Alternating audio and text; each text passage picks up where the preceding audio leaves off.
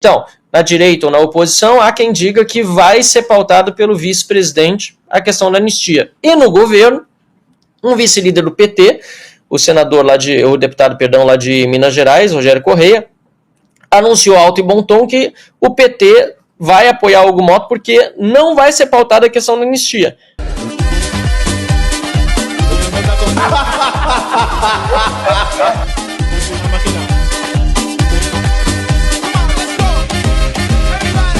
E é assim então que nós recebemos o deputado federal pelo Rio Grande do Sul, Marcel Van Hatten, que lançou candidatura à presidência da Câmara dos Deputados. A eleição para a presidência da Câmara e do Senado acontece nesse sábado, dia 1º de fevereiro. Nós vamos fazer cobertura aqui na Revista Oeste, desde antes, eu vou estar aqui antes, durante e depois.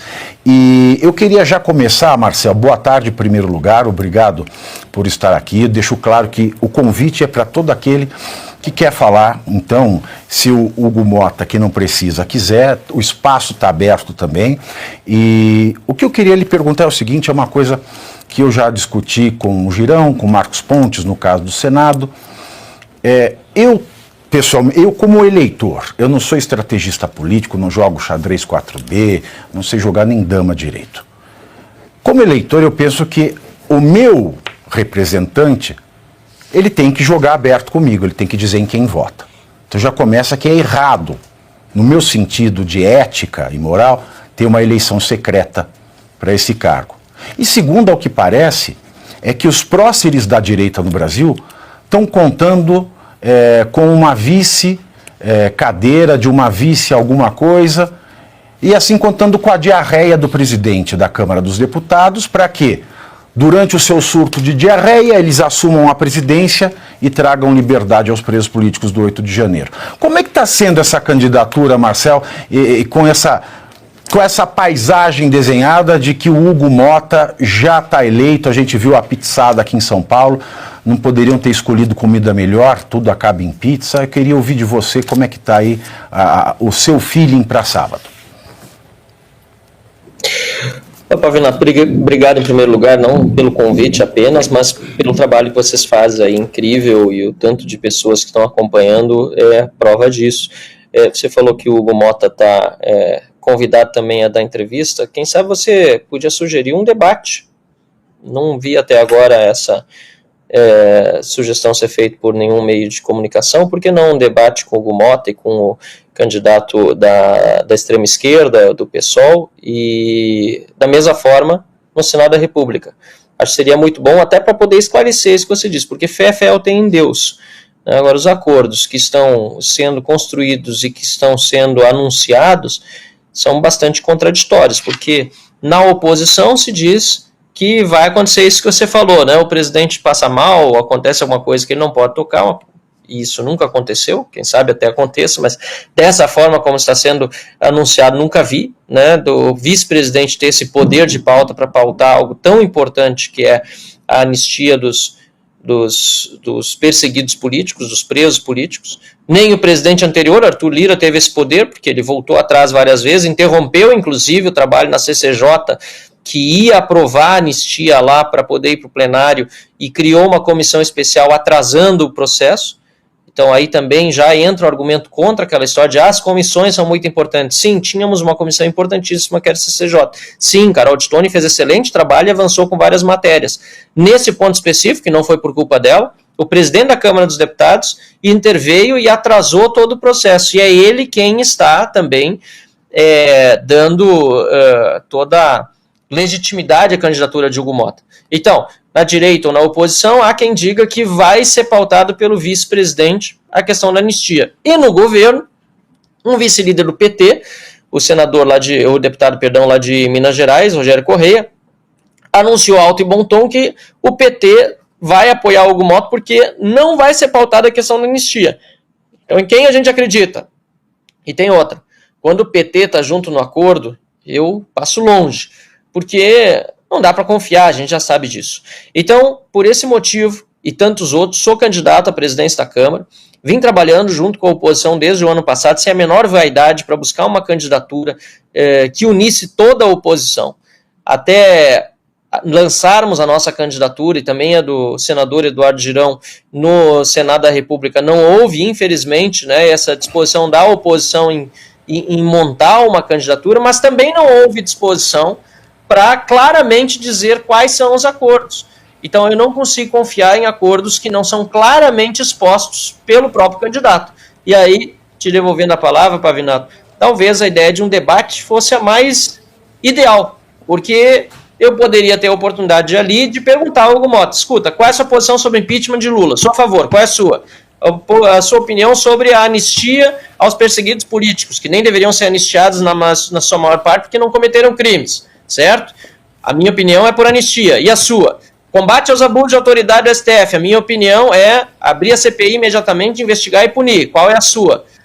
Infelizmente, não me parece que vão aceitar, mas a proposta está aí, está feita e a ideia passada para ti. Está na mesa. Pois é, tem 2 minutos, deputado. O Diego quer lhe fazer uma pergunta. Diego. Claro. Marcel, muito boa tarde. Um prazer falar contigo novamente aqui na Oeste. Parabéns pela coragem de lançar uma candidatura claramente de direita à presidência da Câmara dos Deputados, mesmo a direita que teria condições, diante do seu número de parlamentares, de criar uma candidatura com musculatura que tivesse chance de prosperar no pleito. Marcel, você tocou no ponto do impeachment do presidente Lula. Tem um grande pedido de impeachment sendo articulado nesse momento na Câmara dos Deputados. Você acredita que, com todos os fatores que nós temos hoje, muito semelhantes inclusive aos fatores que conduziram ao impeachment da presidente Dilma Rousseff, crise econômica, falta de apoio dentro do parlamento, a sociedade desaprovando o governo, você acredita que numa eventual presidência do Hugo Mota esse pedido de impeachment tem chance de prosperar, de pelo menos o processo ser iniciado? Diego, respondendo objetivamente a tua pergunta, sim, tem chance com qualquer presidente da Câmara, que não seja alguém, talvez, de extrema esquerda, mas também nunca vai chegar lá, né? Eu espero, pelo menos, que a Câmara não cometa esse desatino. Mas se há uma chance com o Hugo Mota, se ele for eleito, e nós vamos continuar buscando assinaturas para o impeachment do Lula nessa nova ilegalidade, esse novo crime de responsabilidade cometido que foi em relação ao pé de meia, com uma eleição minha, terá certeza o brasileiro de que o impeachment será pautado. Até porque eu já assinei outros pedidos de impeachment anteriores, estou assinando esse também, e seria absolutamente incoerente se eu, como presidente da Câmara, não despachasse esse processo para uma comissão especial, como obriga a Constituição. Então, pode ter uma chance com o Hugo Mota? Pode. É muito difícil, ele é da base do governo, ele é dos partidos republicanos, aliás tem apoio do PT, eu diria que as chances são remotíssimas, e por isso que ainda fica mais incoerente a gente buscar assinaturas para impeachment, levar o povo para a rua, enquanto gente que é da direita vota numa pessoa que claramente terá enormes dificuldades em pautar um processo desse. Então, sem dúvida nenhuma, se eu for eleito, e por isso eu estou pedindo votos, meus colegas, vamos pautar o impeachment do Lula e vamos continuar fazendo toda a movimentação necessária para que esse desgoverno seja abreviado, porque já não deveria nem ter aguentado esses 2 anos. Foi na base justamente da mentira, da perseguição, do fim das manifestações de rua que Lula se manteve no poder até agora. Se não fosse isso tudo, já teria caído. Vamos fazer uma casadinha, professor Suano, para a gente encaminhar. Professor Marcelo. Marcel, boa tarde. Primeiro, parabéns pelo teu trabalho. Eu já falei isso uma vez, vou repetir. Você é um dos poucos tribunos que nós temos de verdade, uma das poucas esperanças de liderança política concreta no país, para agora e para o futuro. Minha pergunta vai ser muito direta. Você se candidatando, você é alguém que dá oposição e que certamente é o que todos estão dizendo aí, que a vitória já está sendo dada para o Hugo Mota. Qual é a condição concreta que nós temos, depois dessa eleição do Hugo Mota, de que ele possa ouvir a oposição ou que a tua candidatura possa dificultar o diálogo com o Hugo Mota para as outras pautas que virão, se porventura você perder? Porque eu ainda tenho esperança, né, sei lá, de que alguma coisa aconteça no Brasil. A gente tem que acreditar em milagre, que é o que nos resta. Mas qual é o dado concreto de que ele possa prejudicar a oposição? Excelente pergunta, obrigado, professor Marcelo Suano. Inclusive, vou fazer um merchan aqui, peguei da minha biblioteca aqui do gabinete o livro de sua autoria, Como Destruir um País, que eu tive a honra de escrever uma recomendação na sua orelha. E traçando até um paralelo com a própria Venezuela, antes de responder objetivamente a tua pergunta sobre o que pode acontecer com a oposição, a gente lembra que a Venezuela teve um processo em que a oposição boicotou o processo eleitoral e acabou dando mais poder ainda para o regime.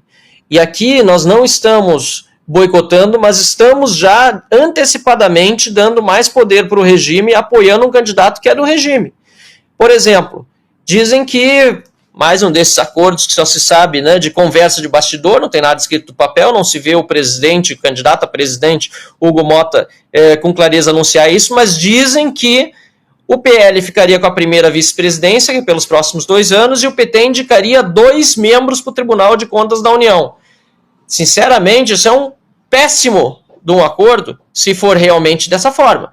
Porque se o PT vai indicar 2 membros do Tribunal de Contas da União, que fiscaliza as contas do Poder Executivo, as chances serão ainda menores de, no futuro, nós termos uma fiscalização séria sobre o governo do Lula. Basta lembrar que as pedaladas da Dilma foram consequência, ou melhor, o impeachment da Dilma foram consequência de um relatório feito no Tribunal de Contas da União pelo ministro Augusto Nardes, que identificava as pedaladas fiscais. E agora, a questão do pé de meia igualmente surge de um relatório do ministro Augusto Nardes, o mesmo Augusto Nardes, no Tribunal de Contas da União. Mas ele logo se aposenta. E aí o PT vai indicar, segundo dizem nos bastidores, não 1, mas 2. Então, enquanto alguns conquistam cargos, o PT conquista poder. E esse é um problema da direita que nós vemos acontecer com muita frequência. Se negociam cargos, se negociam espaços políticos que são temporários, enquanto a esquerda vai conquistando poder, que é o que realmente interessa na política. Então, Marcelo, pode ser que a gente tenha alguma espécie de retaliação. Na minha opinião, eu sou da mesma opinião do Pavinato que ele falou antes, que não se negocia com o abusador, não se negocia com quem está cometendo ilegalidades. E, infelizmente, o que nós vimos, eu fui muito respeitoso antes de lançar a candidatura com o candidato Hugo Motta. O que nós vemos é que tanto o Hugo Motta como o Davi Alcolumbre, lá no Senado, são parte desse problema, porque permitiram que se chegasse até o ponto de um deputado federal como eu ser indiciado por utilização da tribuna. E aí ficaram indignados. Mas esse é o fim da linha. E já se está ultrapassando o fim da linha, porque o STF, inclusive, concordou com esse, não com o indiciamento ainda, mas com a investigação. Eles permitiram chegar a esse ponto. Como confiar que, de fato, eles vão fazer regredir isso e que os abusos de autoridade também sejam punidos? É muito difícil. Então, eu estou fazendo a minha parte, eu não estou preocupado se vai haver retaliação. A minha situação já é de absoluta insegurança, aliás, de toda a oposição no Brasil. Qualquer um de nós pode sofrer a qualquer momento por qualquer justificativa esdrúxula, mentirosa, busca e apreensão, daqui a pouco ser mandado até para a cadeia. Eu estou aqui para lutar pela liberdade de todos, e não estou aqui para cuidar de assuntos pessoais meus, o que seria muito mesquinho da minha parte. É para isso que estou na política. Se não fosse para isso, eu estaria fazendo outra coisa da vida, não seria deputado federal, muito menos colocaria a cara para bater para ser candidato à presidência da Câmara dos Deputados. Ao contrário da Cláudia Raia, a gente não tem o que vibrar hoje em dia, né? A gente está numa ausência de vibração, a Cláudia Raia com 17, a gente com nada. Eu concordo com esse ponto. A gente não pode transformar uma esperança em vice-esperança. Né? Porque apostar em vice-liderança, em vice... A gente está fazendo uma vice-esperança. Luiz, é o primeiro C, você curte, que é o preço deste programa. Quanto vale o ingresso para ver este palhaço neste picadeiro bonito? Vale uma curtida. Vale o seu like, o seu joinha, o seu gostei. Então, a sua obrigação é curtir. Se puder, comente, porque quem comenta ajuda no engajamento. Então, primeiro C é curtir, segundo C é comentar, o terceiro C, o que seria muito louvável, seria você compartilhar. Tem um link que é a setinha, uma setinha assim, meia bomba. Sabe aquela... A setinha da pipa do vovô que se esforça, você vai lá, copia o link, cola no seu Orkut, no seu Facebook, no WhatsApp, no Telegram, manda sinal de fumaça, pombo correio, não é pombo correio do banheiro, é o pombo correio que leva as mensagens, você passa para todo mundo que você gosta, para quem você não gosta, você também passa. Então, ó, curtiu, comentou, compartilhou, e se puder, se quiser, se o seu bolso comportar e se seu coração assim permitir, contribua com este programa que vai substituir o Jornal Nacional. Olha que pretensão maravilhosa, hein? Se liga, ô Bonner, nós vamos derrubar o Jornal Nacional. Esta é a meta.